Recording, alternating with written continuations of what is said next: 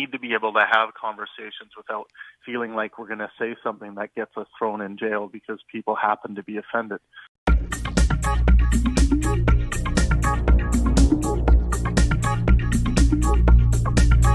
Skepticism.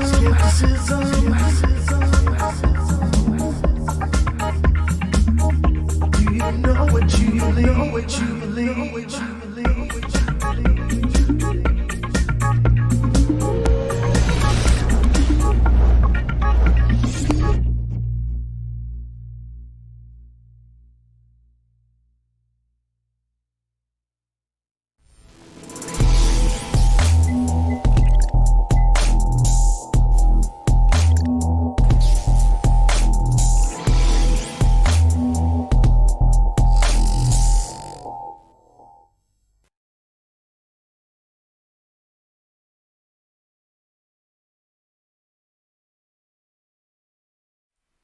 All right, folks, we are live with another Pangburn podcast. This is number 52.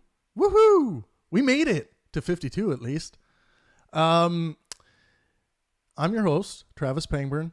Couple housekeeping notes before we get going today.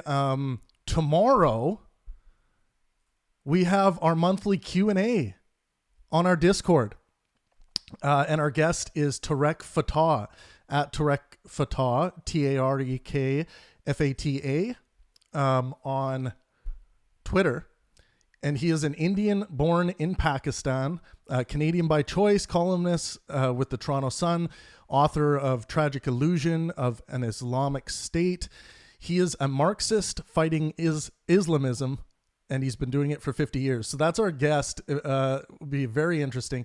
If you guys haven't heard my podcast with Tarek Fatah, check that out. It's on the channel here. I believe it's 49, maybe 48. But he was a really interesting guest, and he'll be a lot of fun in the Q&A. Hello to Amanda, Michaela, and moderator Alexander in the chat.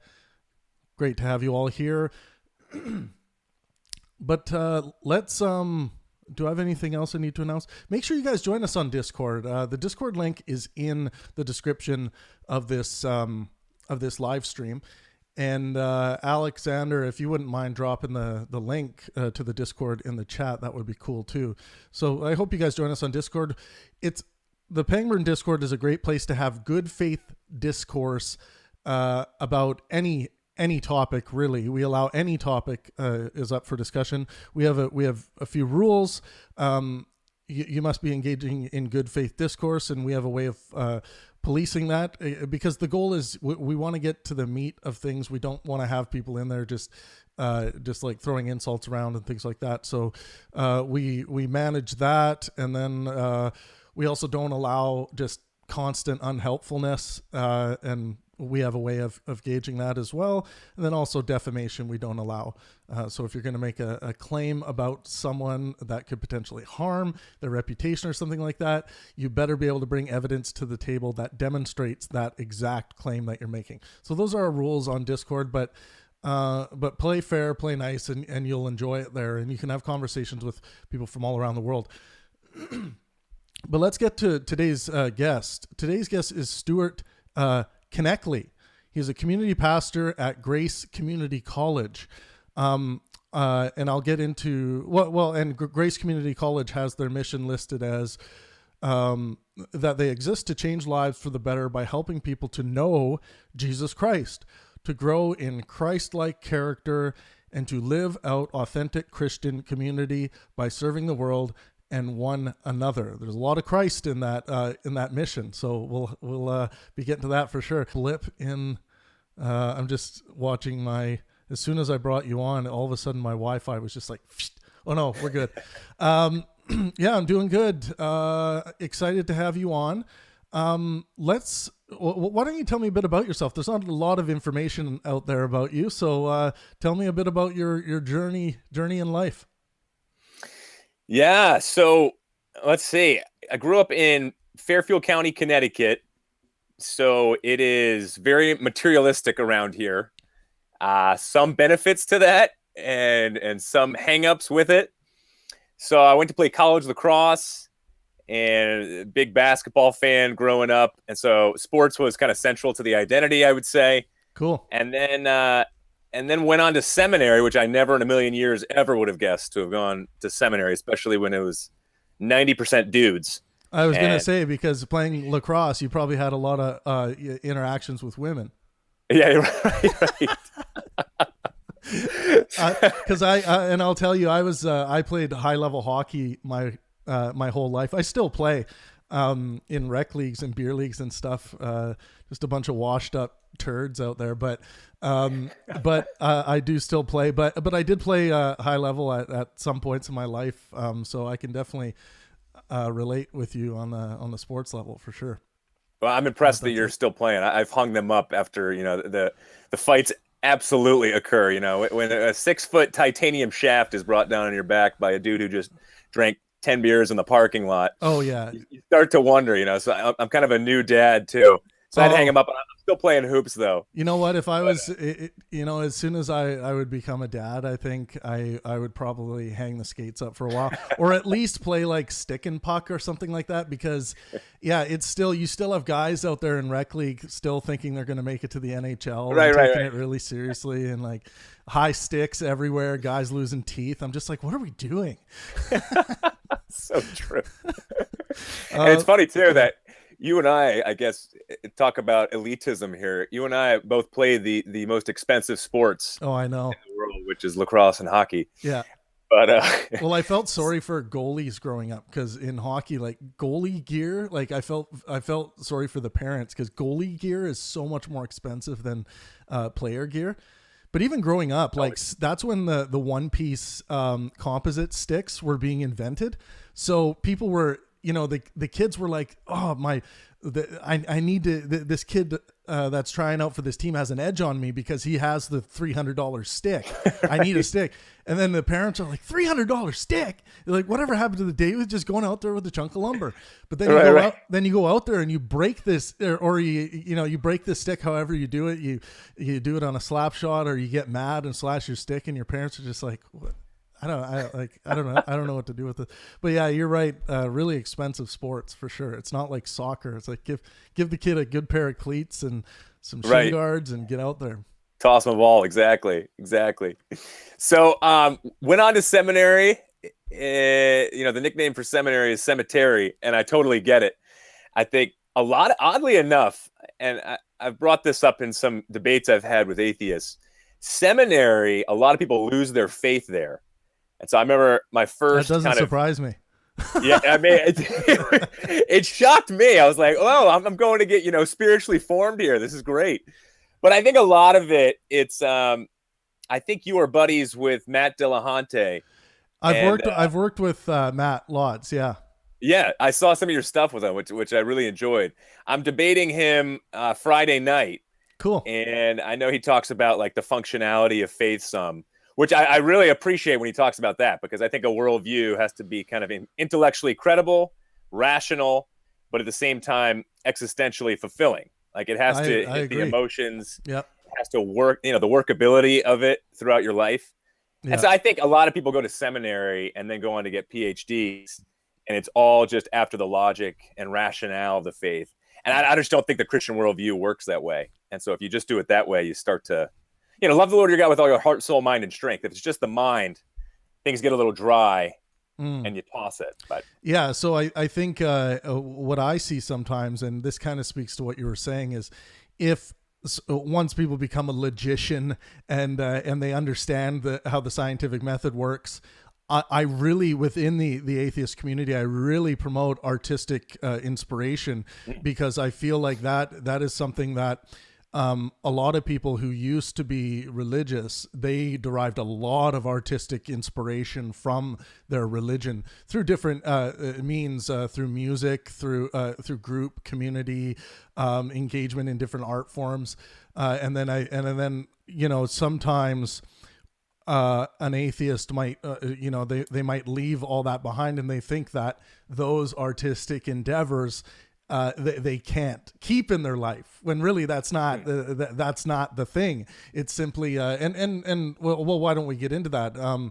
Atheism to me simply is the rejection of positive claims that gods exist. So, my whole life I've heard, many different claims about God's existence and that gods exist. And then I say, well, that's interesting. Why do you believe that? And then so far up to this point, I haven't heard any good reasons or sufficient demonstrations of those gods that have been presented. So what do you think about that? This is an area where you and I don't see eye to eye in, and I'm kind of waiting to see these demonstrations, but I think you probably believe that this has been demonstrated to you. Yeah, I thought I think you did this one. Maybe you didn't do this one. No, yeah, I think you did. The Jordan Peterson Dillahunty debate. Yeah. I thought Peterson was really interesting in talking about drug trips and the experience of God with those. I have not experienced that, but I know that was going on in the early church, actually. Yeah. So not that I've never smoked like weed before, but I haven't done any of these like intensive. I've only smoked weed. I haven't tried any of the psychedelics. I figured once I write, I want to write my first books first and get them published, and then I'll try, because if it completely changes my outlook and brain state and something strange happens where I can't connect to where I used to, I at least want to have my books out there before that happens. Right, exactly. So no, I start with, I almost lost. I went to it was interesting, headed towards seminary. I actually almost lost my faith, even though I thought, like I said, that seminary was gonna be a time where like everybody had really strong faith. I almost ditched my faith completely because I was having some strong doubts. I had a lot of Mormon friends, and my friends who weren't Mormons, we'd always say like, oh gosh, they're so brainwashed. It's kind of scary. Right.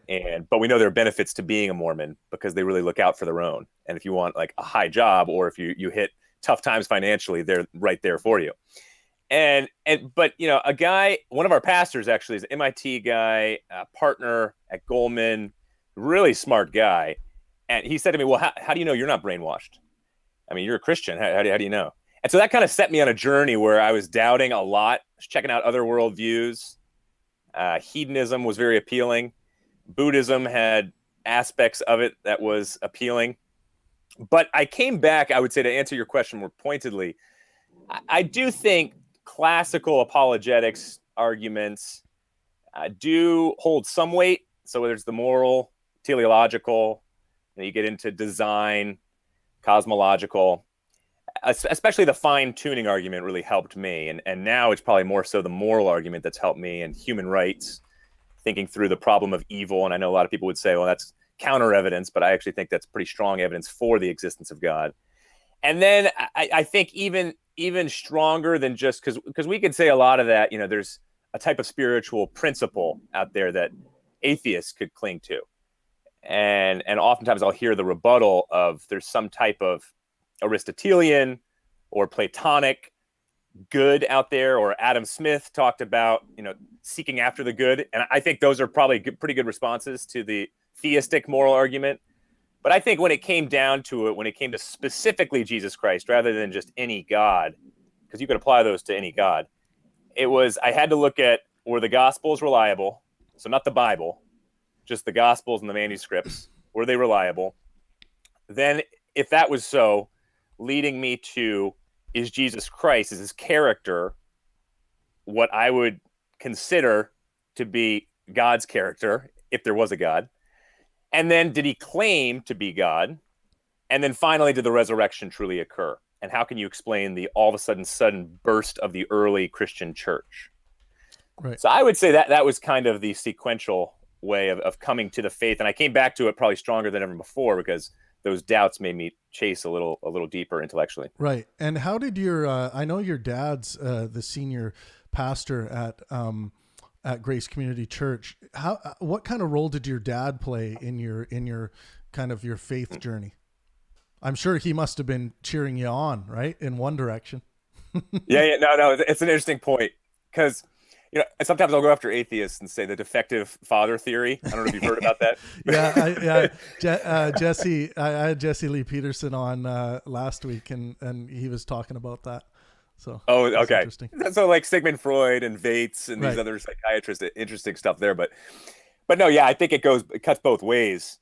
And then you get into obviously the genetic fallacy, which I don't believe in. Early on, I struggled with the genetic piece, because I think, there can be, if say a secular humanist says that you're just a Christian here in the West because of the water that everyone kind of swims in and how everything was built off of Judeo-Christian values.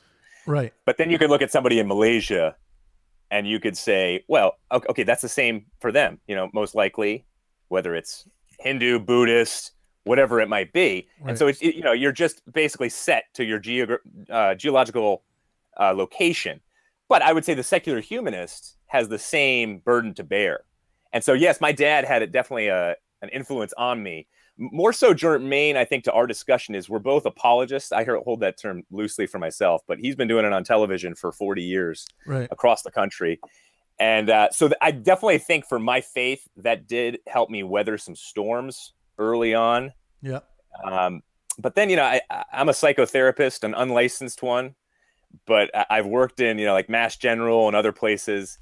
And I've also seen kind of the faith really fleshed out in other ways there, which have helped me, but that's been different. That hasn't been my dad's leaning. He's definitely not in that direction. So okay, interesting. So and right now your relationship with your dad, would you consider him a hero of yours? Someone that you want to be more like? Is he someone you look up to? Maybe not as far as like a Barack Obama with his dad, but I would say no. I would say certainly to some. No, definitely in different ways. Cool. And we have similar interests, a lot of different interests, but no, it's a good question, because I do think it's, sociology of knowledge. Peter Berger at Boston University, he would come to my school a bunch and teach, and he was really the pioneer of the sociology of knowledge. And he talked endlessly about whatever the worldview, we are more impacted by those who we are friends with or look up to, whether it's parents or academics. Sure. And that impacts our worldview so much more than we even realize. Yeah, well, I think most children are raised in their parents' religious faith, and so often you will find people who are born to Muslim parents will grow up to be Muslims, practicing Muslims. Hindus the same, Christians the same, and perhaps even secular people as well. So I think environment is a big thing here, and and this is where I think the war of ideas really does take place. Once children are starting to grow up and look out into the world and see a plurality of ideas, they start asking important questions and engaging in skepticism, which I think is a good thing. And it sounded like through your journey, you engaged in with a lot of skepticism as you were kind of working through what's going on. Let's start off with talking about faith, because I think it's important to kind of define terms a little bit. Faith to me, and you'll probably run into this with Dillahunty as well, but when I think of like people's beliefs, their belief convictions, the things that they grasp onto, and when you ask them, why do you believe X, they will, for most things in people's life, they will give you a reason. They will give you what they believe to be a good reason to believe something. Now, in the religious community, it's kind of unique the way this faith term is being used. I see it being used in the way of someone doesn't have a good reason to give, and someone might disagree with me that well, faith is the good reason, but I see faith as I call it an excuse one gives for believing something when there is no other good reason to give. You might not like the facetiousness maybe of how that's phrased, but do you agree that it's kind of the reason that is given, but it's not an explanatory reason? Does that make sense? Mm-hmm, mm-hmm. Yeah, I mean, let me know if I'm not answering directly. So I've been fortunate enough, or maybe it's unfortunate enough, to have dipped into different Christian circles. Right. And I'm not just talking denominationally. I'm saying more so like fundamentalist types, very liberal types, and then kind of middle of the road types. And so Right. I dated a girl for a year who, it felt like an Amish village up in upstate New York. And yet, even though it felt like an Amish village, Amish are usually typically really nice, loving, kind. And the fundamentalist Christian church, it was so tribalistic, and it was so heavy-handed in terms of the skirts of women. Right. It couldn't be, well, had to be 6 inches below the kneecap at least. And so to answer your question, I experienced a lot of what you just described right there. Right. In that community. And the top two reasons why people leave the church is judgmentalism and self-righteousness. And I experienced both of those in a pretty strong way there. And they haven't really, the majority of people who I experienced there really have not thought through their faith at all. So I think it does apply quite nicely to what you just said. I don't overall really accept Mark Twain's definition when he talked about, or it was less of a definition, more so just kind of a quip, where he said that, where reason leaves off, faith begins. Right. And I think we all, I've taken this COVID season just to have the opportunity of debating / conversations with Susan Blackmore's, Julian Baggini, who wrote the Oxford Press Intro to Atheism, Peter Adkins, the atheist at Oxford. A bunch of these atheists, I noticed they're very different in the way they describe their atheism. Or like John Gray, for example, 7 Types of Atheism, which I think I would consider that's kind of like the top atheist book in the last 2 years, just in terms of how intellectual and just smart the book is. So I noticed there's all different types of definitions. I noticed some of especially the Brits, would say that there is faith and belief involved, even inside, like Stephen Law, for example. I think he's at St. Andrews. When we debated, even inside atheism, there are leaps of faith. So, for example, why to live for human rights? From an atheistic, naturalistic perspective, it doesn't make a lot of sense. Well, I mean, my answer to that would be that, moral systems are subjective. So they are made up based on, in a lot of cases, the measurable benefits, what one wants to receive back from others around them. And just so you understand, my moral foundation, it's quite simple, is just maximize well-being for myself and those around me. And the reason why I engage with the well-being aspect is because we measure it the same way that we can measure it scientifically, the same way that we measure it in the hospital. Right. So that's what I mean by well-being when doctors get patients coming in, and how do we make this patient more well? Well, we're not going to use, crushed up pine cones because we haven't demonstrated that that's going to make them well. We're going to actually engage with the scientific method and engage in practices that have been demonstrated to help. So when I say well-being and using that in my moral foundation, what I'm although my moral system is subjective, there is this element of objective measurement. If we're going to say, if we're going to equate well-being to morality, we can actually say, it is immoral to feed that child crushed up pine cone only for their diet, because we can actually measure the effects on the child's well-being. So that's my subjective moral foundation.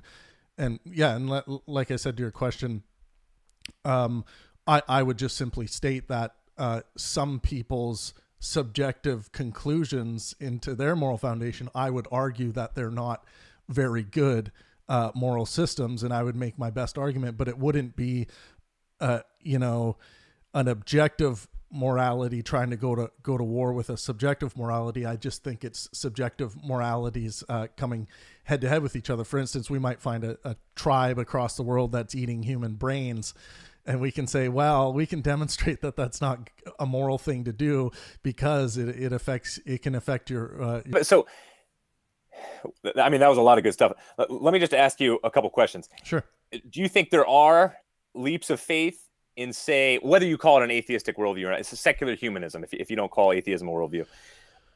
Do you think there are leaps of faith, like trusting your memory, for example? No, I don't that think involves some level of. I don't think trust. I don't equate trust to faith. Trust, or at least the way I would use trust is like, I see systems that give pretty damn good predictions of what's going to happen. So if, for instance, if my brother says I'm going to be over at your place at 8 p.m., I have trust he's gonna be there by 8 p.m. If he shows up at 8:02, I'm not feeling like my trust has been broken or my faith has been shattered or anything like that. I just think that I don't expect my trust to give me 100% certain predictions. So I view faith and trust. For instance, here's another good one. When I spoke with Dinesh D'Souza, where he and I differentiate on faith, he would say, "Well, you have faith that if you marry a woman, it's going to be forever." And then I would say, "Well, no, I have some hope that we are going to have a constructive relationship." But I'm also thinking at the same time, like just based on that example, that if things become very destructive and nasty and it's just not a healthy well-being, it's not a healthy way to be living. I want out of that situation. So I think if I had faith in it, there seems to be with faith a 100% certain attitude towards that thing you have faith towards. And a lot of, I get this when I talk to a lot of people with religious convictions towards their God. When I say, is it possible that your God does not exist? The person who's engaging with faith will be like, no, it's not possible. It's 100% certain. There's no conversation to even be had. And then I'm like, well, that's not a very useful concept, and that's why I kind of view it as an excuse. And I would totally agree with that, because I think look, those kind of people don't want to have a conversation with me often, and they don't want to have the resources I'll offer them in terms of books, because they're afraid that they're going to stumble upon something that will unearth their faith and their certainty. Right. And it's so funny because that seems so backwards to me, and yet I understand their insecurity in it. But for me, I think you got to start with your definition of faith. I totally get. I think it's a very American understanding of faith, and probably a lot of the Christians you've spoken with. I think if you go to the Bible, trust and faith are actually, in the Greek, always synonymous in many ways. I actually, when somebody asks me about faith and belief, I say it's way more about trust, because it's all about growing a relationship with this being, if this being does exist, and learning to trust that being rather than just having these nice, cushy, emotional, flighty faith feelings. Well, that's interesting, because what you're describing is a very nuanced, the way I'm hearing it is a very nuanced approach to faith. I don't often hear it described that way. Mm-hmm. Yeah, I mean, oftentimes faith gets a bad rap, and I think in the Christian church, there's also been a large misunderstanding of faith, and it does involve doubt for sure. And yet if you go to passages like Acts 17:31, where Jesus gave many convincing proofs so that they might have faith, so demonstration, calculating evidence, Jesus was consistently supposed to be doing that. A lot of atheists, I just debated Aaron Roth 3 different times, and he kept saying no, he kept going to doubting Thomas. And when Jesus says in John 21, stop doubting and just believe. Well, what Aaron Ra doesn't want to admit is, doubting Thomas had the disciples to give him the evidence. And Scripture talks about this, the disciples to give him the evidence over and over again. And so Jesus isn't coming in just saying, hey, have blind, gullible faith in me. No, that's an example where he does want Thomas, he thinks it's more of a free will. Use your willpower to make this commitment, this trust commitment. But also you have you have the evidence. So what was the evidence on offer? Because maybe that's the thing that Aaron Raw might maybe be contesting here. Like if it, it's one thing, Stuart, like some people will say, I saw aliens fly over my head. And then I'm like, okay, that's interesting. Where's your evidence? I just saw it. That's all I got. I know what I saw. And then I'm like, well, that's not very good evidence. And I used to, and I'll tell you, when I was in my early 20s, man, I was convinced that the government had these flying saucers hidden in the big hangars somewhere, man, and I was going to find them.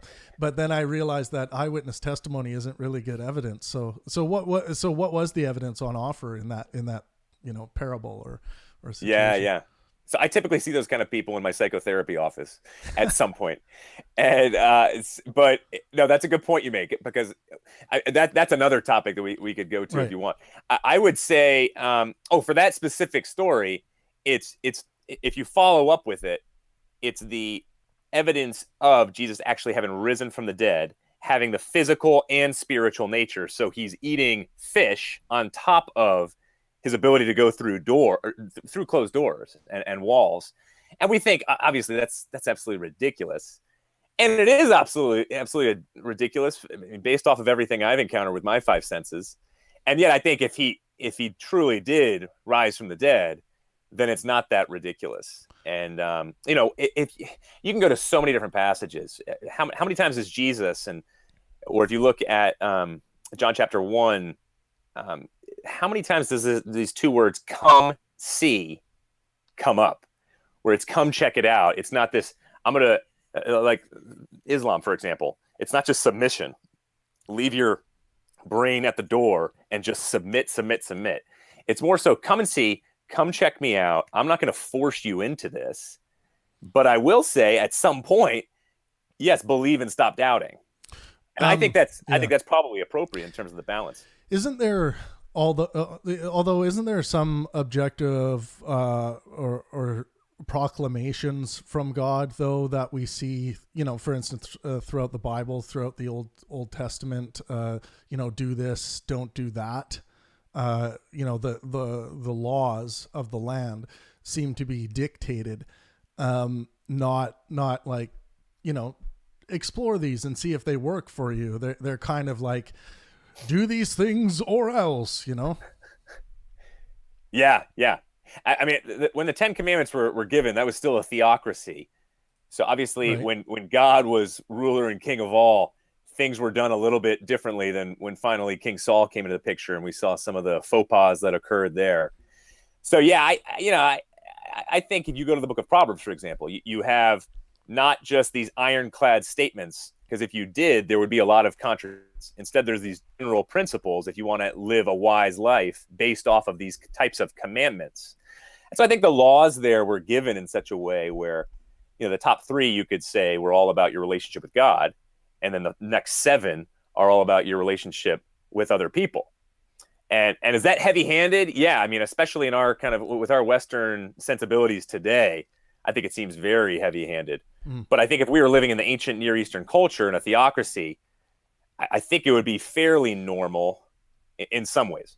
I found it interesting, and actually a positive thing within, I think, perhaps your skepticism, to say, if Jesus was resurrected. Was that a slip up, or did you mean that? No, my slip was not showing there. But I meant that in the sense of, it's interesting you say that, because some folks in my church will say that to me. They said, did you just say if?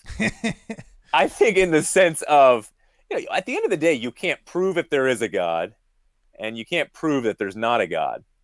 And so we do have to rely not just on our own faculties, but we have to count up the evidence and then ultimately decide each and every person. And I think Blaise Pascal, who people call me on this, but I've read a good amount of his stuff when it comes to not his math stuff, but when I've said he's the greatest mathematician to have ever lived, that might be an overstatement. And yet he's wrote so much on faith. We know Pascal's wager, for example, but he also talked about something that's really helped me, is just God's given enough evidence for those who really want to seek after him, and not enough evidence for those who don't really want to seek after him. Now, I know if I say that to Dillahunty on Friday night, he's going to flip out. He's going to be like, "Whoa, wait a second. I was a Christian. You got to be kidding me." If you breathe, let me tell you something, Stuart. If you breathe wrong, Dillahunty's going to flip out. That man has a temper.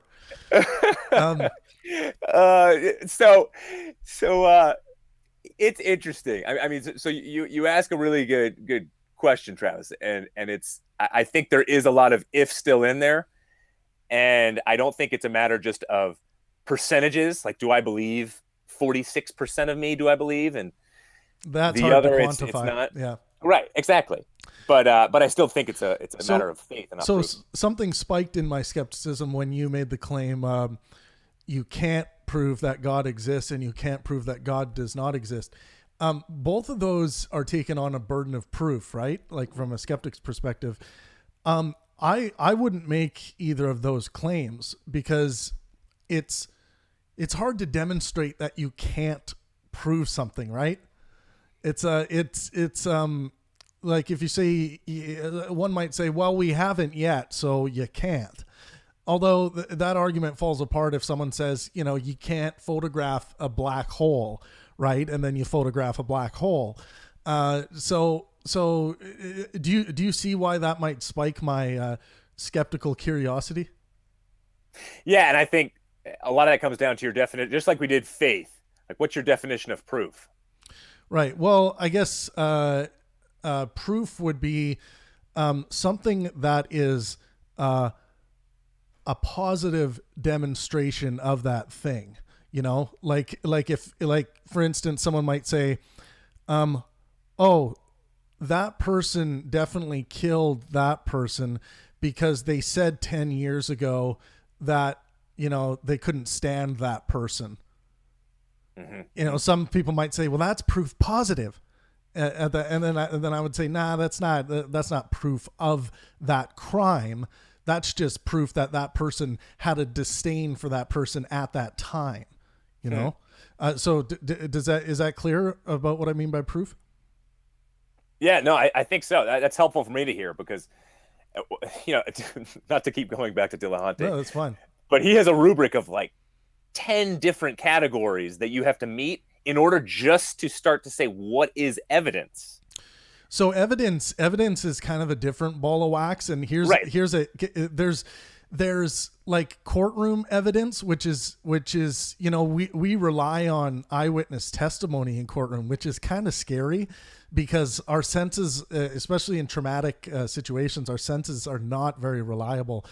And but sometimes it's all we got. And this is why we have judges at the end of that table, because sometimes judges have to make a really difficult decision based on, eyewitness testimony versus the other person saying, nah, didn't happen.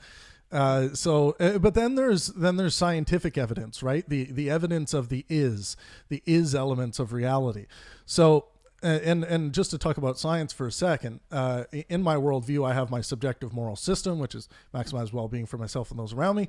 And then on the other side, when I'm trying to determine what is going on in reality, I think the only method we got is the scientific method. And I think the scientific method actually applies to, and I'm not talking about the poisonous elements that can arise from scientists fucking up, because that we all know that happens. But I'm talking about the method itself, pulling evidence from reality and building models to help describe what's going on. The same thing that leads us to breast cancer treatments and jet propulsion engines, and China just developed their new mini sun, which is a fission technology.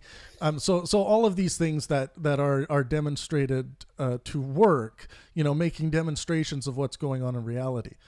So that's when it comes to evidence of that kind, scientific evidence, the discovery of is, if someone claims that, for instance, this thing exists, including gods, I don't allow gods to escape this. If they say this thing exists, then I say, well, from the scientific evidence perspective, we need something to put in there that we can measure and investigate. Now, if someone's to say, well, it is something that escapes that. It can't be measured in that way. Then I would say, well, we shouldn't be claiming that it exists, because colloquially, when we say exists, we mean, okay, my cell phone exists here. I can measure the properties. I exist. I can measure the properties. And I'm not even going to say my personhood exists. I would just say the emergent properties of my brain seem to exist, right? And we can measure it. And then we get the Jordan Peterson metaphorical belief, which I think actually escapes it kind of escapes the requirement for faith, because it creates the belief in the metaphor, in the structure, and not necessarily claiming that this entity exists in reality. What do you think about that?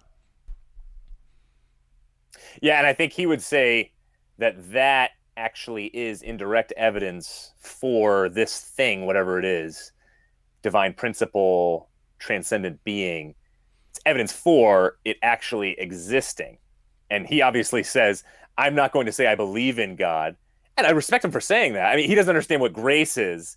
If he understood what grace was, he could go either way. But instead, he just looks at it as God would have these incredible standards, and I don't want to be a hypocrite. That's pretty much what it boils down to. I think for me, I like a lot of what you said. I guess one question I would have for it, well, just to end on Peterson, we have a lot of guys and some women who went away to college. I'll give you one example. One guy I know went away to Berkeley, getting a degree in some form of complex mathematics, and then another degree. Like one of the smartest kids I know. He lost his faith in high school. He has come back to the faith because of Jordan Peterson. Jordan Peterson is not a Christian. I don't even know if he's a theist. Sounds like he's kind of a theist. He's an atheist. So weird. I'm telling you, I've had conversations with Jordan. I've watched a lot of his material. I've produced huge discussions with Jordan, and he is an atheist as much as I am. The same way I describe atheism, the rejection of positive claims that God actually exists in reality, as a way that you would describe it, or some that most people interpret religious texts, thinking that there's an actual existence there within the God. He would reject that, as far as I can tell, which is the same as I would, you know. Yeah. So he just talks about the metaphorical side, the archetypes. He just thinks his biblical series, obviously, he just thinks it's so important. The Judeo-Christian values as well. All of it's undergirding, and it's the bedrock. And if it falls apart, we're going to have emotional breakdowns. And you know, you've seen the conversation between Dillahunty and Peterson, and their major breakdown throughout that thing is Jordan was talking about his metaphorical truth belief. Like when he says God exists, Jordan, he's using it in the metaphorical sense, but then Dillahunty's answering the God existence from the God existence perspective of, you know, this apple exists. But those two are just like talking past each other, and there's this weird like thing going on, because Jordan's proclamations about God existing aren't colloquial. They're not anything that's typically used. You know, people are usually talking about a God that answers prayers and that you know, engages in human affairs, especially the Christian God. Obviously, deism, you get people saying, well, I think it's a God that just flicked the switch and kind of just sits back and maybe doesn't even watch. But yeah, I think that's Jordan, and this is why I call Jordan Peterson an atheist, or a regrettable atheist. Maybe he just doesn't. I think as a scientist, he probably, you know, as a scientist that seems to have a lot of suffering in his life through clinical depression, I think he got to a point where he felt like he needed to make, you know, the artistic inspirational elements of Christianity work for him. And by artistic, I mean the subjective moral system of Christianity work for him in a way that wouldn't dissatisfy his scientific worldview. So that's an interesting point, because that could get back in some ways to the God of the gaps. Going back to your earlier point on kind of proof and evidence. Yeah, sure. I would say a lot of proof has to do with, the scientific realm for sure, because I think it has to be empirically verifiable. But then I think the second prong to that would be it also has to be kind of apparent and obvious to all. And the empirically verifiable side, we could probably have a consensus on. But the second piece of proof, in terms of it being obvious to all what this thing is, becomes quite subjective. Oh, yeah, and that's why I would never use that. I want to go at that a little bit. You say apparent and obvious to all, but when we get, for instance, if we get into the quantum physics realm, obviously most people are going to think that that's woo woo. Mm-hmm. You know, right. That's exactly right. Which is a problem, because we have a lot of good probabilistic mathematical equations that actually offer some predictability in the quantum realm. So or like something like a photon has no mass. Some of these things, like, it just seems counterintuitive. We haven't talked about evolution yet, but I would say as evolved African apes, we did not evolve to understand these things or necessarily even understand math very well. A lot of us are just crap at math or advanced math. So what do you think about that when talking about apparent and obvious to all? Yeah, I think something related, because you kept going at science, and I think the repeatability, right? It's got to be in a controlled setting, sure, and it's got to be repeatable. And I think the issue when it comes to faith in science is, if I lose my pinky finger and I go into the doctor's office and it goes back right in front of the doctors, yep, they're not going to call that a miracle, because they're looking automatically for repeatability, a controlled setting, undergirded by a naturalistic worldview. Yeah. So they can't even test for it. Oh, no, and an atheist recently pushed me on that. They said, "Oh, absolutely they can." But they can't, practically speaking. My uncle's the head of head surgeon of transplant surgeries at Duke, and he's one of the smartest guys I know. And he would say, absolutely, they would call that a medical miracle, but not a miracle in the sense of a Christian theistic miraculous thing going on. Yeah, so I think miracle, it's got all these strange connotations and theological attachments to it. So, let's just say if I was practicing there and I saw this happen, I would say, wow, we have something that seemed to, did cameras catch this? Did everyone else see this? Like, this person had no finger and they sprouted a finger.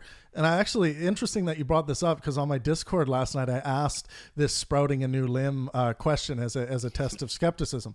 So for me as a skeptic, I would look at this and say, okay, first let's verify that this actually did happen. We see the patient did come in without a finger here. So we're able to verify that this actually did happen. So we have the beginnings of a scientific model being built. We can say, okay, we can verify that the is element of reality, that this thing actually did occur. Now, how did this happen? How is this possible? How did this happen? And this is something that a lot of skeptics, and I notice, and a lot of atheists and a lot of Christians and a lot of people all around the world have in common when they fail at this level of skepticism.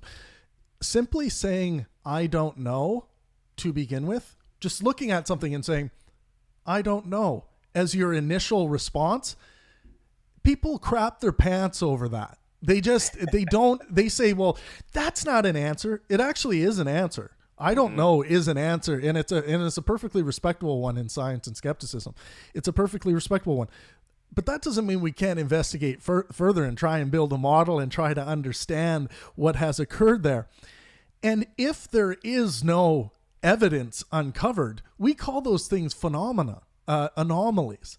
If we don't understand, like if we see some kind of weird shape all of a sudden appear over New York City, and it looks like something that in a science fiction novel might look like an alien spacecraft, and it's observed by everyone in the city, caught on camera, all of these things, and then it disappears. a lot of people will have a need for some kind of answer, as long as that answer is not, I don't know. And because people just they want to commit the God of the gaps fallacy, and I think you brought that up earlier. They want to say, well, I'm going to think aliens until someone comes up with something else, and I think that's a mistake. That's not skepticism. And so yeah, and feel free to respond. I don't know if this one drives you nuts, but it drove an atheist nuts who I was talking to a couple days ago. where there's the God of the gaps. Obviously, it goes back to, you can go back to Zeus, for example. Right. But I mean, is there a naturalism of the gaps? I think when I'm kind of meditate more so on what consciousness is and what reasoning and idea making is. I mean, so many people just want to really, instead of saying I don't know, but just slap a label on and say, oh, we know. Or we will know for sure from a scientific perspective. And that could be so. That easily could be so. But I run into so many atheistic scientists who just automatically want to say, look, there's a gap here, but this will absolutely happen. So it's a little bit different from the God of the gaps, right. But learn another way. So sometimes we will have predictability equations, like we like, for instance, life, other forms of life in the cosmos, we'll have a mathematical equation that gives us a 99.99999% certainty that there should be some forms of life out there. And there's a reason why it's not 100% certainty, because I think those absolutes are kind of can't be, that burden can't be met. I'm not really sure it can be, because of the existence of the matrix hypothesis, because we could be in a simulation or there could be gods, there could be that just change the rules like that. Right. So I think it's bad. So, whenever I do see scientists make or whenever I see anyone, and I'll include scientists or atheists or skeptics, make these absolutist claims, and I catch it all the time, like within my realm of where people want to learn to become good skeptics, they will find that they're kind of a claim vomit machine. And they didn't realize it. They're just making absolutist claims all the time, and they can't stop. And they're just making claim after claim after. And then I'm like, wow, within this one short answer, you made 6 different claims of knowing something that isn't known yet. So I think people, and you find this in different realms where there'll be demonstrated evidence or an equation or something that does demonstrate something, but then the conclusions drawn from that demonstration are leaps of faith. And I see that all the time. And they'll say, well, I think this, they'll be like, okay, this is thing that has been demonstrated by science. They will say it's reasonable to conclude, or it's reasonable to infer that this will happen. And then a good skeptic will be like, okay, well, why do you think that is inevitable? And if the demonstration is like, well, look at the trend, but then you say, well, what about these kind of events? So I really caution people from making absolutist claims. They should really speak, well, in terms of, well, the probabilistic equations that we have seem to predict this from to be happening because of this, but we don't know for certain.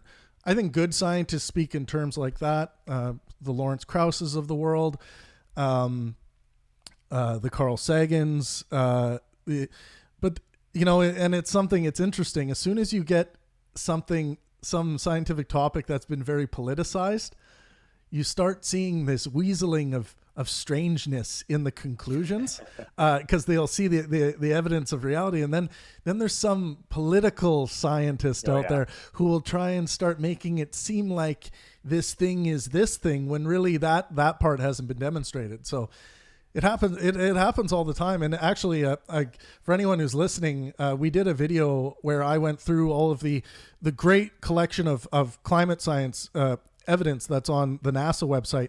However, when you go to the FAQ section, which seems to have been written by a temp with bad attitude, you will see a lot of these strange inferences and fear mongering and crap in the frequently asked questions area, where the world, the global collection of scientific data on climate change, you can try to dispute it, but you have to go out and do the science and show how it's disputed. But the conclusions is where I see the most human error happening, or when people engage with their ought, what we ought to do because of this scientific discovery. You know? No, yeah, that's very true. And I mean, because theories, hypothesis, obviously all those, they're going to be at some point, whether it's a Thomas Kuhn paradigm shift that takes years and years and years and years, or you think Aristotle and how many years it took to change his ideas, or if it's overnight. It doesn't really matter, but things will change. And I think cultures change. You know, what we say to our kids and then what our grandkids think that we say is just going to be totally whack. And so not getting stuck in our cultural moment, but instead being skeptical about all sorts of things. And I remember being on a train in New York City once with a dentist, and we started talking about God, shocking. And as we're going through kind of evidence, I was giving her evidence. I got to the very end and I said, I don't know, about a question she had. And she said, by far and away, that was your best piece of evidence. And so I don't know. In some ways, I'm a skeptic. And I wonder for you, I think I checked out some of your latest podcasts, and the topics are so fascinating to me, especially this week. I mean, you have one coming up on like bipolar that's going to last for 3 hours. I mean, that is just interesting stuff. And I think for me, there's so many, it's obviously, you got to tackle so many different issues today to be like a well-rounded thinking individual.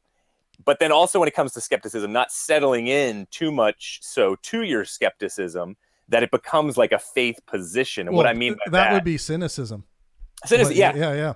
Yeah, that's one way to put it. Another way to put it is an analogy could be, you're chasing after the sunset, and every time you reach the sunset, it recedes more. And so it becomes a position where if someone were to say to you, wow, you really just settled there for your atheism, Travis, or turn to me and say, wow, you're a sellout for your Christianity, Stuart. Well, at some point, an agnostic or a cynical skeptic, they're settling too. Well, yeah, and that's why cynicism it's a very attractive thing to a skeptic, because they start getting into this perpetual motion of skepticism, and then they find themselves in this position of, well, we can't really know anything, because they've changed they've changed the definition of what it means to know. So I think when people are starting to understand what skepticism is, and the colloquial way I put it is just sorting bullshit from reality. And like, you got the scientific is element on your right, you got your subjective moral system on your left, and then sitting above all of this is your skeptical foundation, where you question and continue to question essentially everything. But it's not in this conscious way where you're needing to question everything. It's just that as experiences happen to you, and your emotional knee-jerk reactions to things come up, when you really want to punch that person for what they just said, your skeptical foundation should come in and kick in and say, nah, we don't do that because of your subjective moral foundation. So a lot of people think that skepticism is simply just like, applying it to claims about reality. No, it's also your internal emotional claim making that's happening all the time throughout your day. So this is why I spend my days, as much time as I can, promoting skepticism. Now, you have, let's say your skepticism has led you to a point where you have found it reasonable to accept that a God exists. And I'm curious as to know, like, exactly how you got there. And if you're saying it's due to evidence, I would really like to know what convinced you. Yeah, I mean, it's so many different things because it's changed. I mean, it's fascinating because a lot of Christians would answer your question just saying, like, I was born into it. I had some good friends at church who kind of took me under their wing, a nice kind of weird, pervy youth pastor, but at the same time, he just kind of indoctrinated me. So I just took it on. Whatever it might be, for me, it's changed. It's almost like it changes on a yearly basis why I am a Christian, why I believe in God. And one of the most recent kind of changes for me is I've moved away from just the classical teleological, cosmological column arguments. I mean, yes, there's some good stuff in there, but again, it doesn't really impact the full individual. For me, it's more so answering big questions when it comes to our culture. Like, what worldview helps our culture the most and makes sense of our culture the most? And a lot of those questions, St. Augustine was the one who kind of founded those questions. And we, as Christians, totally got away from answering the hard questions by firstly starting saying, is this relevant? Does this even matter in a person's life? And so for me, it starts to, I start out with meaning and purpose. Which worldview, whether it's secular humanism, Christianity, Buddhism, gives you a firm standard of meaning and purpose? And Travis, I know it's going to be easy. Again, I said this earlier, to stop me and say, well, that's not evidence. But I think you got to start here before you get to the classical arguments. And that's, so meaning and purpose, beauty in the arts, identity. How do you answer the problem of suffering? In our world today, is there just kind of this blind optimism where you see a type of progressivism that started with Christianity, but liberal ideology has now completely hijacked it from Christianity? That's a whole nother discussion, though. And then, other issues like hope, ultimate hope. I think emotionally, even physically, for me, if you start to really dig through all those issues and really think about them, that there is potential for a God really makes sense. And so that's kind of where it is right now. But if you were to ask me that question again years ago, I would have said, yes, my parents had an impact on me. Then when I almost ditched my faith completely because my doubts were so strong, I learned to doubt my doubts, understanding that there were faith belief assumptions underneath my doubts that I didn't even realize. And so starting to conquer some of those defeaters. Then I moved to, yes, absolutely, growing in like a devotional life. Like if you don't have a devotional life, and if you don't have like prayer, or if you're never reading the Bible, I mean, good luck becoming a Christian. That just doesn't make any sense. Right. And so having spiritual disciplines in place, and I know a lot of mystics love spiritual disciplines who aren't Christians, and there's many Christian mystics. So that also played into it, but it's a holistic kind of thing. If one were just to try and access faith, the evidence, simply through head knowledge, I don't think a person could ever really get there. I think it has to be many different things. Isn't that an indicator, though, that this system of belief, even the existence of this thing, is artistic and imaginary? Because if it doesn't fall, if it's something that we can investigate on let's say the left brain side, then all that's left is the right brain side, the side in which we construct these systems and narratives, and where I would say the subjective moral systems lie.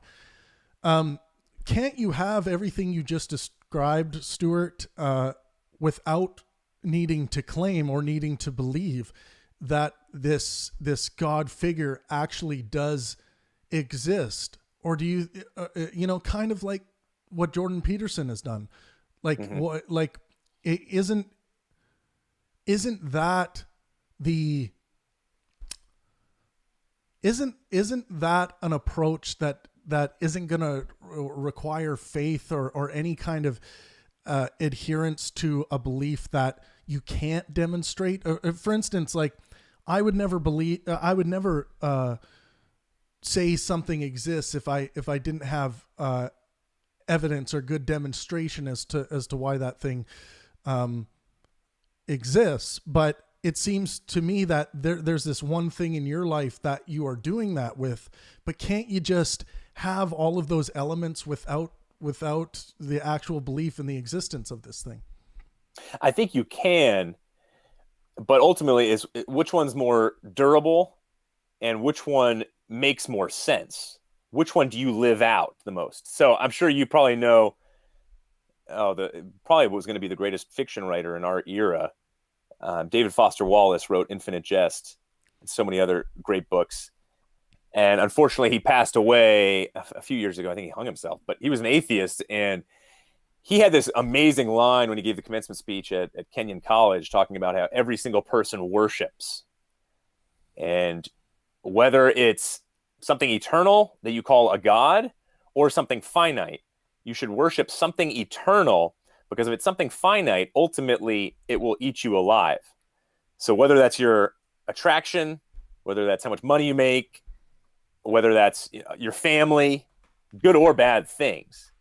And so I think a claim like that forces, it's like so many sociologists have talked about. Jürgen Habermas is a non-Christian. I don't know if he's an atheist or agnostic. He's a brilliant mind, I think over in the UK. And he wrote a book called The Awareness of Something That's Missing. And I think he would touch on what Foster Wallace is touching on there, in the sense of, look, we need something that's eternal. It's like Augustine talked about, when, we are restless until we rest alone in some type of God. And it's when I talk with opiate addicts on a regular basis, we always talk about this God-shaped hole, whether they're an atheist or a Christian. So these kinds of things, how do you make sense of what in the world do you ultimately worship? And if we don't like that worship word because it's religiously loaded, we could use, what do you kind of base your life off of? And is that going to really buoy you or not? Is that direct evidence for God? No, but I think it makes sense of this sliver of our complex world more so than if there was no God. So I'm with you on that everything you just said, I'm with you on that. If we're talking in the realm of, archetypes, like if we're talking in the realm of narrative, like we see throughout cultures through history, and I'm happy to. What is your definition of worship? The term is worthship. I think that's in the Greek. So what do you find ultimately worthy? Right, and my answer to that would be, the experience, the experience that I derive well-being from in my life, and that's to serve kind of the next generation or just you? It's to serve myself and those around me. And the reason why I say those around me in that sense, because I think human beings break up into the carers and the care-nots.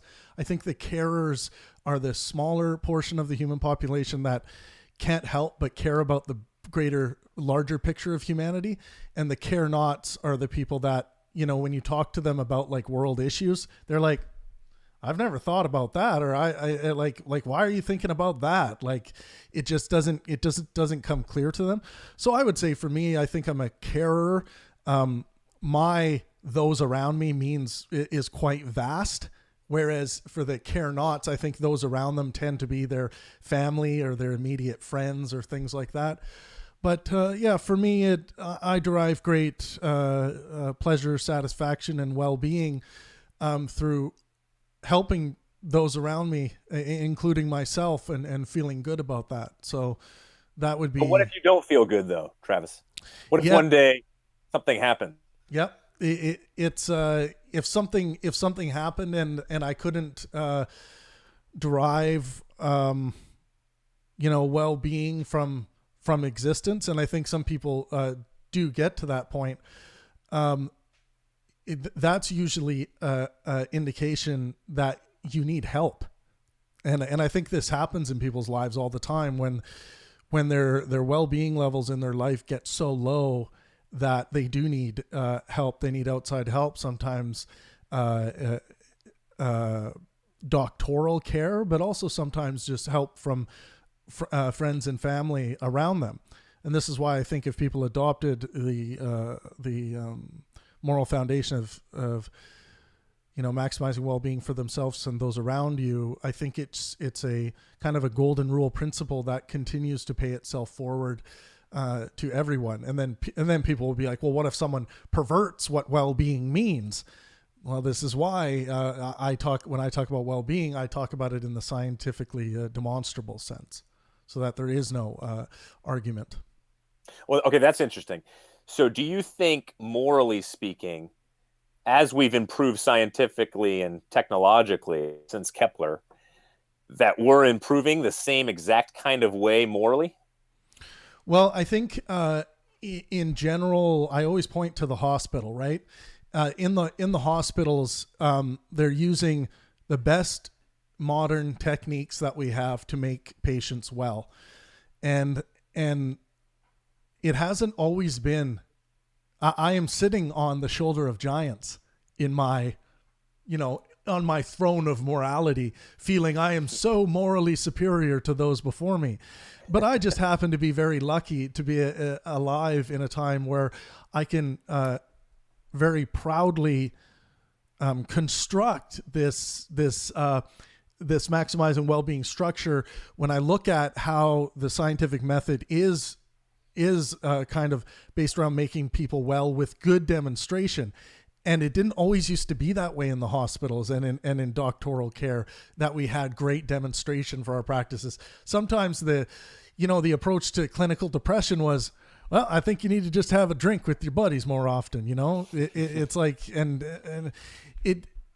but this is part of the evolution of understanding what is going on in reality, including what is going on in our neural capacity, neurostructure, all of that stuff that we discover. So I think I am very very lucky to be sitting here and being able to have this kind of moral system, because I think throughout human evolutionary history, the foundations possible for these moral systems have not been great, and I think that's probably one of the reasons why religiosity was such a strong, some would say bug, some would say feature in human evolution. I think too, so for me, I would differ in some areas. I wouldn't differ in the sense of totally disagree. For me, it would be shades of disagreement, perhaps. And one of those would be, I think there's an atheist overreach that occurs on a regular basis, which is almost this universal egalitarian concern for all, that atheists, for example, who go after and try and pursue social justice, there's no real basis for it. I mean, we could talk about a type of altruism, but I think ultimately all of those, there's hangups for them. I think an atheist... When you say basis, do you mean objective basis? Right. A type of, where's the motive? Yeah. And what's connecting you to that ultimate motive? Is there personal obligation involved? And then why ultimately do it? Especially if it says, if, for example, if it gets, okay, so if we go to Hume, I mean, if it gets in the way of your own personal, perhaps flourishing or happiness, right? Why stick your neck out for somebody else? Yeah. And that's, I think a lot of the time, just simply by speaking about the pleasure that can be derived from helping another, and by even completely, well, it's seemingly selfless, but really we're doing it, I think, as pleasure-seeking beings. I think we're doing it for the pleasure payback we get from helping others. I think that's what we've learned through neuroscience, and it's part of the topic of my first book, The Pleasure Drive Theory. Nice. But I do think that the payback, the pleasure payback derived,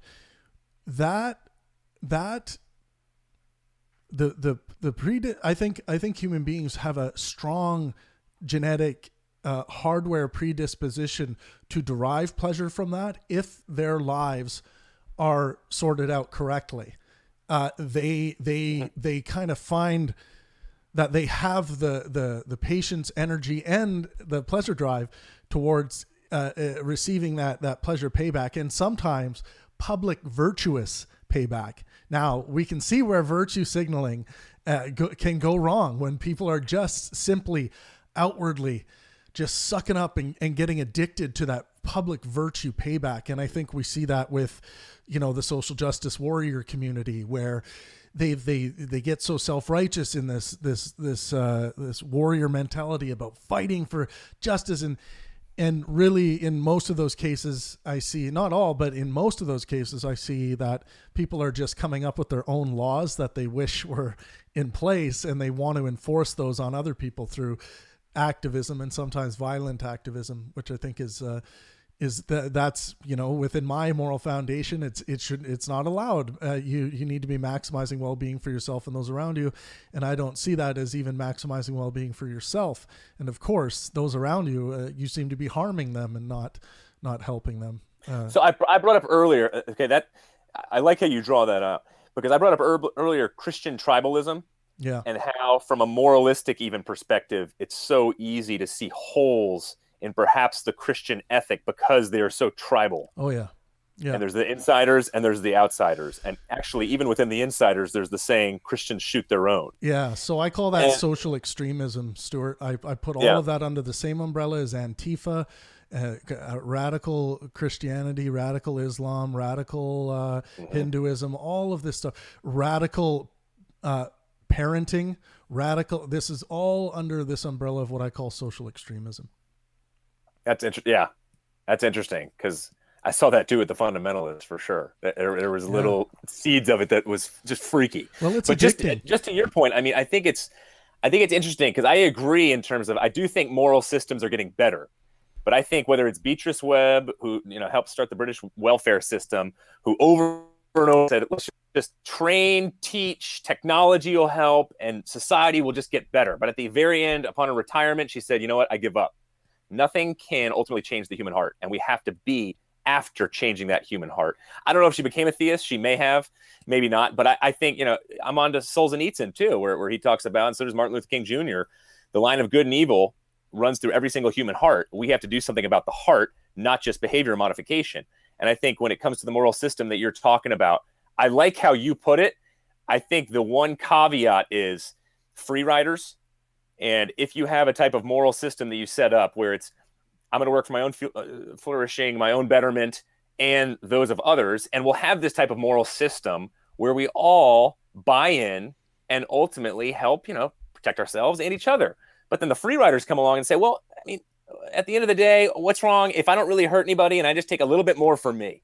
And let me break the code a little bit here, a little bit there. Yep. And then the selfish desire piece. So Christians have the tribalistic piece. I think atheists have the selfish desires piece, because like you fleshed it out, everything in there to act morally or ethically ultimately comes back to me.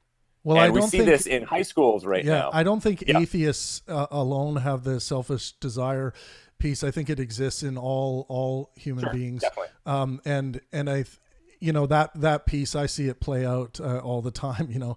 A very obvious example is the Catholic priest issue of moving pedophiles from church to church so that they can molest more altar boys. Real problem. Right. So yeah, and you bring up a point that gets brought up all the time. Someone will say, well, Travis, this is all fine and dandy if people play by the rules. But what about when someone comes along and breaks the rules? I'm like, well, they broke the rules. It's like this moral system can only work if people are playing by the rules, right? And someone might say, well, you have to take into consideration that people will break the rules. Well, that's why we have laws. I think we already build our laws around maximizing well-being for humanity, and at least giving each individual a shot at, in the United States, a term that's often used is the pursuit of happiness. But I would say a better term to use is the pursuit of well-being, because well-being does include happiness, but it also includes all of the other things that will lead one to be well. Because sometimes just pure happiness isn't necessarily the answer to well-being. You sound like Peterson right now. Right. Well, I agree with on a lot of clinical psychological data he talks about in his approach to clinical psychology. I agree, because he's talking about a lot of scientific data that's been demonstrated.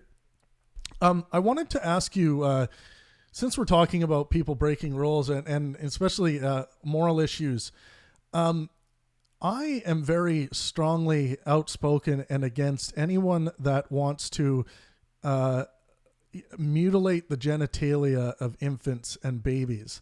And what I mean by this is, colloquially, we call it in the West circumcision. What are your views on circumcision?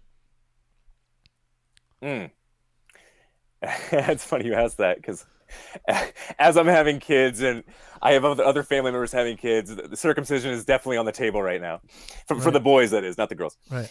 And my views, this came up with an atheist recently, Michael Newdow. You remember Michael Newdow?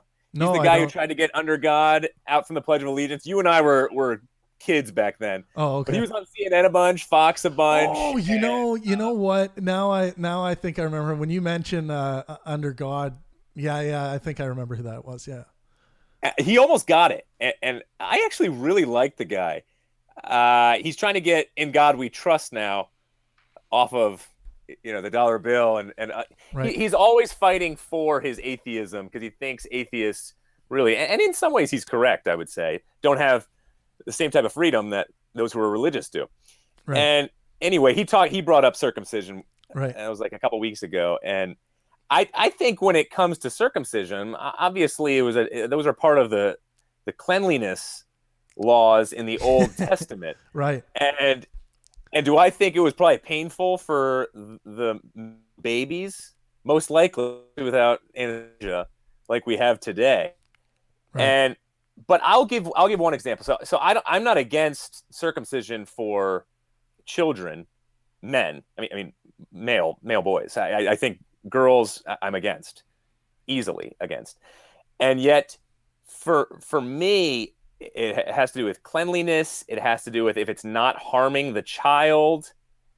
I don't think the Bible speaks against it. The Bible speaks against infanticide mainly, and then also abortion. But when it comes to the actual act itself, as long as the harm is not being done, right? So here's I'm gonna put it back on you though, real quick. Sure. Because this is connected with what you just said about circumcision and the moral argument. Sure. So there was a woman recently who's an atheist, either Boston Globe or New York Times, and she hates genital mutilation of females.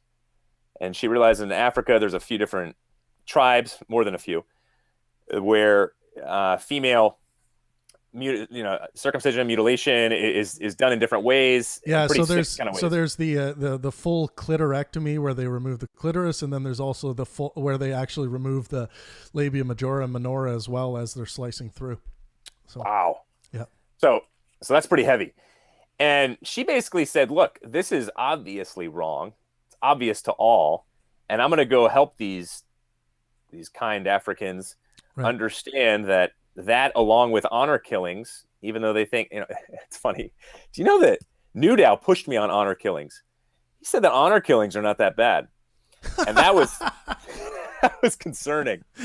But both go on. Killing is not that bad. right. So tremendous. So she goes down to this specific village, and she tries to convince the leaders there with a few of her friends, hey, this is not good, guys. This is painful. Even though perhaps you're with the honor killings, you're helping the society or the community, at least overall, you're definitely harming the child or the adolescent who is killed. Yep. Basically, they said, you have no idea what you're talking about. We do this for religious reasons, for cultural reasons, for all different types of reasons. You're being ethnocentric. I don't know if they actually said ethnocentric. Right. But she took it that way, came back and said, wow.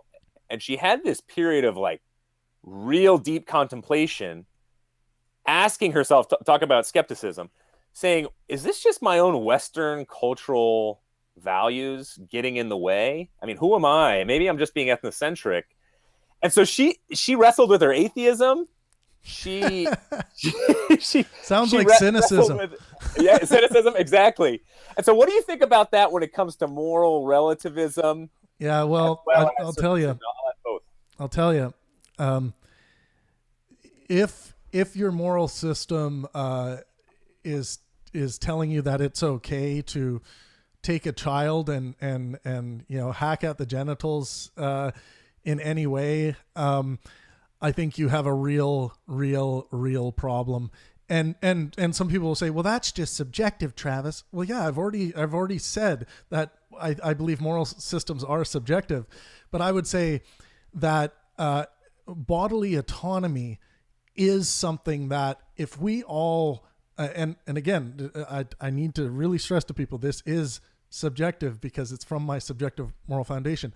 But I think if we all put ourselves in the position of being with what we know now scientifically, if we put ourselves in the position of being an infant, baby, toddler, we want to have bodily autonomy in the sense of we want to, keep our body intact. We don't want people to be experimenting on our bodies, or doing having sex with our bodies when we're infants, children, when we don't know what willing consent is, or willing informed consent. Most people, if not all, are going to say, yeah, I'd like to have those things. Now, if there was any demonstration that circumcision actually did anything health positive for an infant, then there would be some kind of argument for it. But unfortunately, all of the studies or any studies that have claimed to demonstrate that there is some kind of benefit to this have all been crushed when we've actually applied any reason and logic to any of these studies. For instance, there was one study that tried to do this controlled study in Africa, in African males, to show they were trying to demonstrate that it was cleaner to have a circumcised penis than an uncircumcised penis with regards to STIs. And they kind of just monitored and followed the STI thing or the HIV thing. And they showed that they thought they demonstrated that there was a less chance of you transmitting HIV to a partner if you were circumcised. But the problem is they didn't follow the hygiene techniques that each individual that was used in the study was engaging with. So when we look at these studies now and we look at what we know about hygiene with regards to STIs, any kind of sexually transmitted disease, we see that hygiene is really the important thing.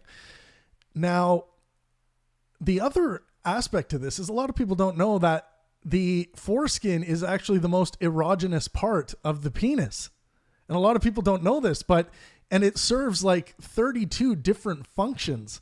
It's not this evolved thing that should be removed without any good reason. So it's something I urge people to look into, and Doctors Against Circumcision.org is a really good resource for that, where they actually deal with the evidence. But the reason why I brought it up is because I think a lot of religious people, when they're raising kids or they're having new kids coming along, they end up wrestling with this moral dilemma. If it wasn't a moral dilemma, it wouldn't be a difficult conversation in the home. And I think most people find this to be a difficult conversation if there are competing rationales or ideas with regards to this thing. So only 29. I've never talked to somebody with such a holy discontent on that specific issue. Why is that, other than the personal autonomy issue? Why is that such a big one for you? So it's a big one for me because, first of all, we're removing the most erogenous part, scientifically demonstrated the most erogenous part of the penis of an infant. So you're robbing the child of a lot of potential pleasure and function, proper function of the organ for the rest of their life. And then I say, well, if we are going to be doing that, there better be a damn good demonstration as to why we should be doing that, because that's not the body of the parents. It's actually that individual's body, right? And then if someone wants to make the argument like Ben Shapiro might say, you know, well, I just want parents to have their own religious freedom to do that to their infant. I would say, well, that infant hasn't bought in to all of the religious doctrines that you have. And I'm not saying you can't raise them in the religion of your choosing, but to then go to what is described by medicine in medical ethics terminology as mutilation. If you are going to mutilate a part of the body at birth, give strong medically ethical scientific reasoning as to why you're going to be doing that, or I am going to be there to say you should not be doing that. And again, for all of the functional reasons as to why a child should be left intact, those are my reasons. And the invasion of the bodily autonomy aspect is a really important part of that. Would you say it's similar to the transgenderism issue in terms of the personal autonomy and those other issues? Yeah. Like, holy shit. Like, if a 5-year-old or 6-year-old comes up and says, you know, I feel like I'm a girl, and they're a little boy, and the parents are like, yeah, that's your choice. Do you want to change your genitals? Yeah. Is that what you want? Yeah, I can do that. A child doesn't have willing, informed consent to do that. You have to, if an adult, someone who's willing to give, if someone is able to give willing, informed consent to change, to have a sex change, the results, if we understand the results of these sex changes they tend to be not as great as the people getting them done wish they were. Sometimes they are.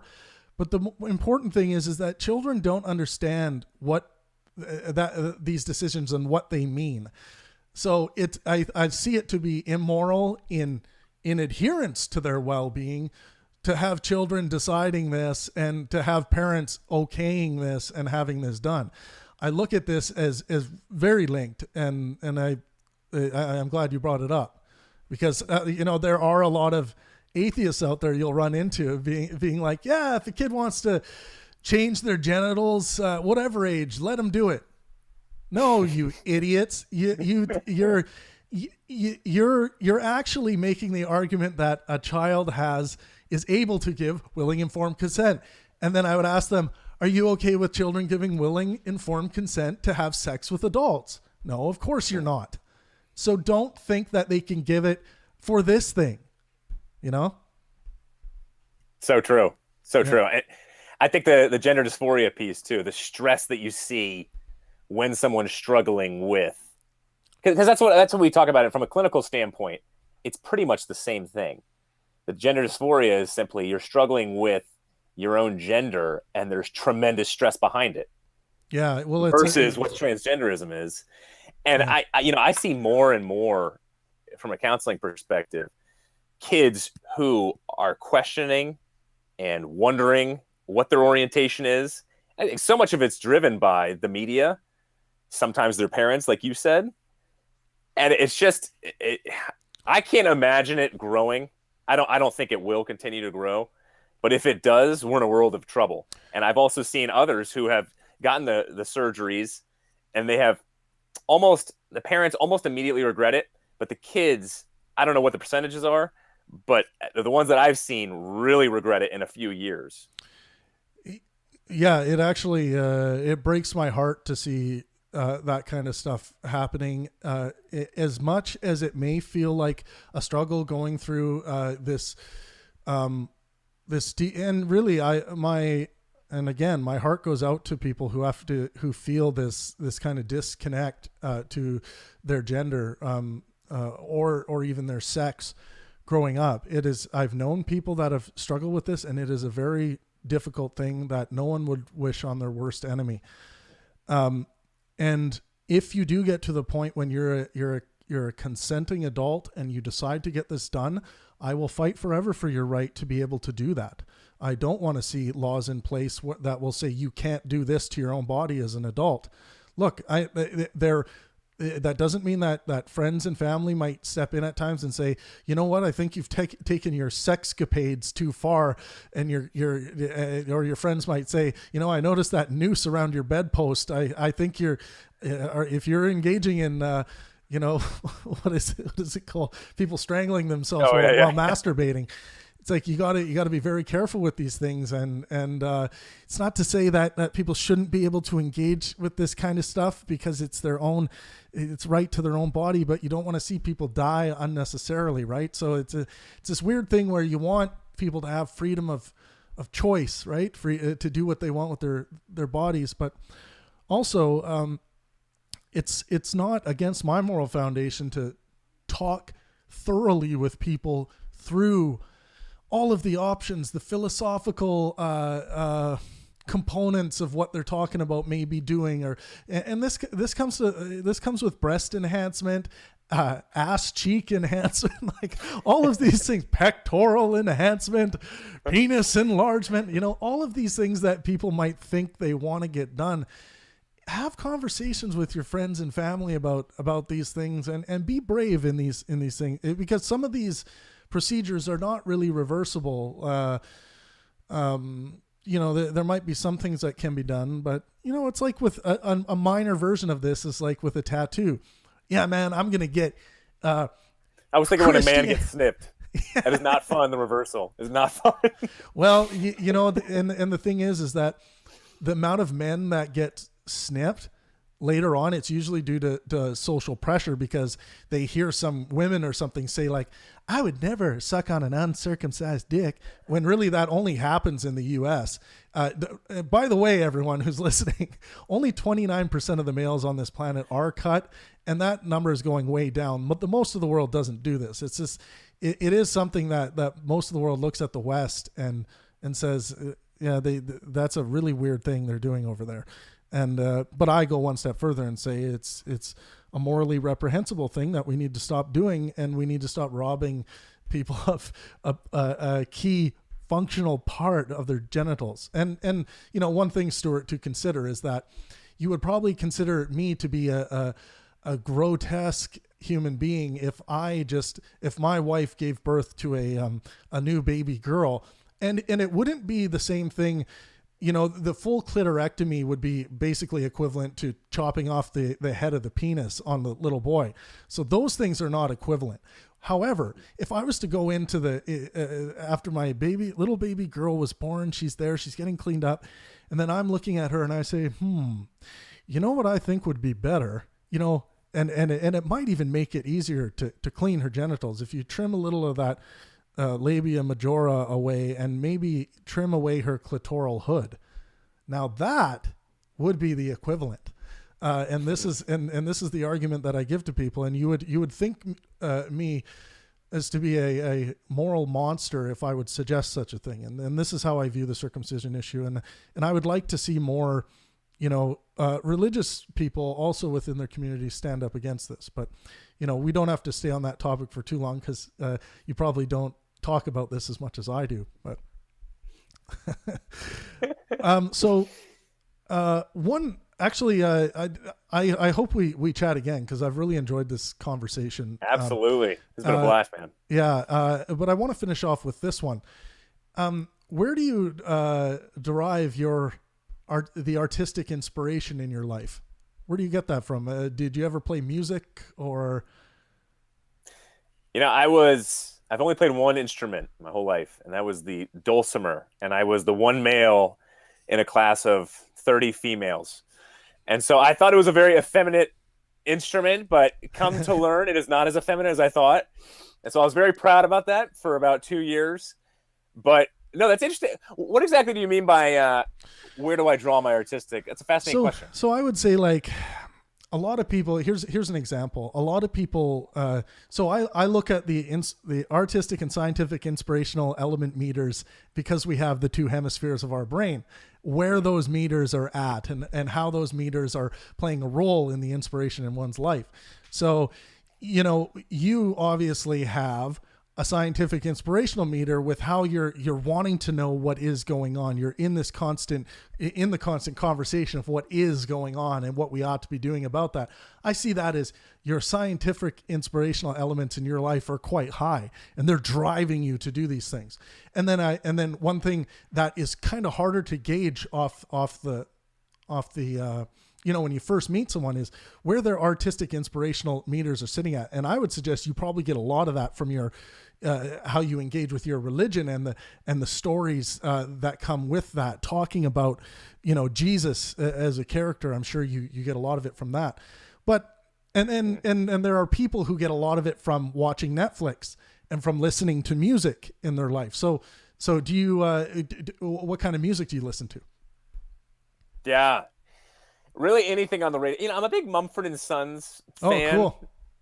I like Mumford because I think they have a lot of good theology. I know they are pastors' kids, or at least I think Marcus is. Ah, interesting. And they don't say that they're outright Christians, but it's interesting that they have hymns and that they have been Christians, and they're just careful with the term. And so I'm a big fan of theirs. So that makes you like their music more? Like it makes it more satisfying to you? It does. It's heady stuff. Like right. Before I took Greek exams, I would listen to their stuff, and it really got my juices flowing and thinking deeper. Before I write essays, I am dabbling in writing a book right now myself. Cool. They really help me because it's just really deep, heady, creative stuff that gets me going in many ways. Yeah. And I think it's interesting. It's a great question, though, in terms of wedding the science as well as the art and creativity, because you're reminding me right now of, when you think of the scientific revolutions and you think of Galileo, Kepler, if you're going to include later on Blaise Pascal and so many, Albert there's Einstein. so many that I'm not including right now who are Christians. More than just deists or theists, right. but actually Christians. Steve Pinker would say, well, again, that was just the water they were swimming in. But I don't think Steve Pinker has read their personal autobiographies, because for most of them, that's just not the truth. They weren't just Christians like they were Republicans or Democrats. And I think for them, they would answer your question better than I right now, because they talked in different ways about how they believed in a creator that motivated them to know that there were certainly ways to be creative in ways of going out and doing experiments, in searching for truth out there. Another way they put it was that there was a lawgiver, and they could figure out laws because this lawgiver put laws in place, as opposed to there being just entropy, just chaos, no personal creator, cyclical. Historically speaking, just most worldviews were very cyclical. Instead, the Christian faith was always linear. So I think understanding that there's a personal creator, there's truth out there, as well as eternity, I think that stokes my flames a little bit too. Right. As opposed to, thinking about Steve Jobs, for example, when he made his little blunder when it came to, I think, pancreatic cancer, and he didn't get help for it. Instead, he just ate the wheatgrass. But one of his final talks, he talked about how, I think he was an atheist. I don't know what he was when he died, but I thought it was pretty enlightening when he was talking about his kind of creative, artistic temperament and what he chased after, obviously coupled with science and technology as well. He said that he's having, and there's no atheist in foxholes, I guess, would kind of be connected to this. Not that I'm saying that there aren't, but he said, with all of the wealth of information and information, wealth, kind of relationships. We've seen obviously his movie. He wasn't big on relationships, but the wealth of all of that, he is having a really tough time thinking that with one click, all of that's going to disappear. And so he started to wonder, I think, again, these things from the outside, it's not direct evidence that there is a God and eternity out there, but he started to feel deeply within himself that, is this really, you just get 70 to 85 years and that's literally it? You just fall through a trap door? Yeah. He was wrestling with that. And Tolstoy wrestled with it once he was at the peak of his career after he's written all these books, totally international acclaim. And he said, wait a second, this doesn't really matter at all if I'm going to die within 10, 15 years. Well, in the objective sense, I agree that it doesn't matter at all, I guess, intrinsically.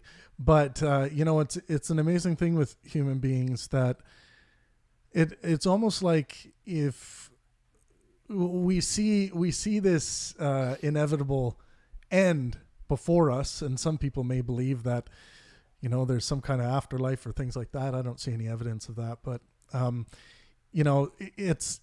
I think that existential crisis of us feeling like, well, who's going to carry on my story when that switch happens?